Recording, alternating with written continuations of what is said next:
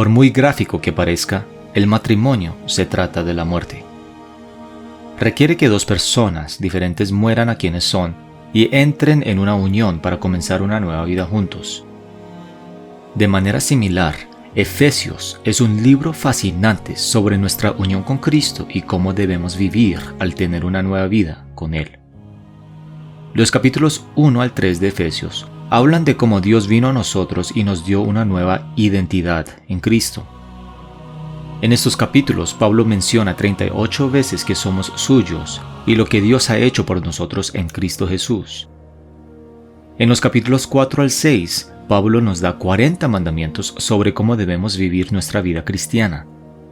Explica que nuestra vida ya no es nuestra, porque nuestras vidas están conectadas a Cristo. En otras palabras, los capítulos 4 al 6 expresan nuestra actividad en Cristo.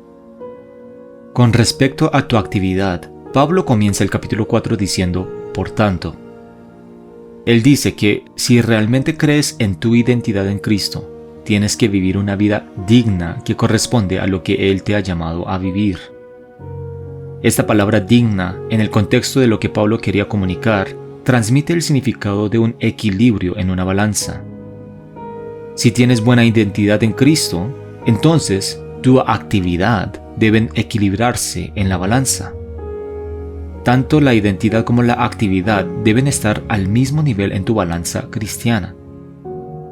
Sin embargo, si declaras que conoces a Cristo, pero tus acciones no están equilibradas igualmente con tu conocimiento, no estás viviendo una vida digna de su llamado sobre tu vida. Por lo tanto, en el contexto de la unidad, Pablo dice que si no estás amando a Dios y a los demás en Cristo, no estás viviendo digno ante Dios y así provocando desunión. Por consiguiente, Pablo dice que debemos soportarnos unos a otros. Soportar, tolerar a los demás transmite la idea de aceptar, respetar y valorar a otros plenamente, aunque tengan debilidades y defectos. Pablo da este mandato en un sentido plural y nos dice que debemos hacer todo lo posible por edificar a los demás en lugar de destruir a los demás cuando vemos un defecto o debilidad en alguien.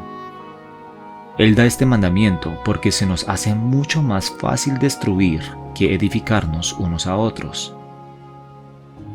De la misma manera en que es mucho más fácil fumigar un césped que plantar semillas en el suelo, es mucho más fácil fumigar, envenenar el alma de alguien con tus palabras que sembrar semillas en el corazón de otros por medio de tus palabras y tus acciones para que ellos luego puedan producir fruto. Por eso, Pablo nos recuerda que debemos esforzarnos por mantener la unidad del Espíritu mediante el vínculo de la paz. Debemos plantar semillas en lugar de fumigar almas. La unidad entre los cristianos es tan importante porque Pablo dice que todos somos una iglesia debajo de un Señor y Salvador, Jesucristo. Curiosamente, Pablo dice que somos unidos no por nuestra uniformidad, sino por nuestra diversidad. En otras palabras, la unidad puede ser posible porque todos somos individuos diferentes.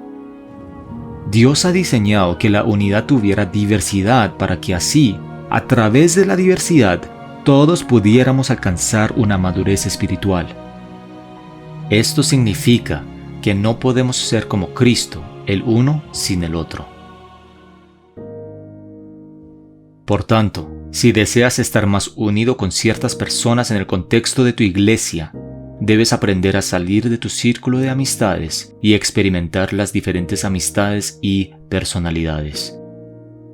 Incluso es necesario enfrentar dificultades con diferentes cristianos, porque a través de la fricción aprenderás a depender de Dios y a confiar en su fuerza para obtener poder y fuerza para amar, comprender y perdonar a los demás.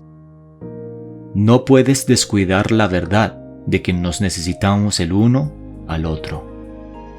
Seguramente estás tratando de resolver una dificultad que has enfrentado por mucho tiempo, pero no has encontrado una solución al buscar el apoyo de amigos que tienen los mismos intereses que tú tienes. Tus amigos te han dicho que van a orar por ti, o incluso te han animado para que continúes en un pecado particular. Sin embargo, Dios diseñó que el crecimiento espiritual tenga comunicación con otros que son más maduros espiritualmente. Pablo dice que Dios ha puesto a diferentes cristianos con diferentes dones por la medida de la gracia que Él les ha dado para la edificación de la iglesia.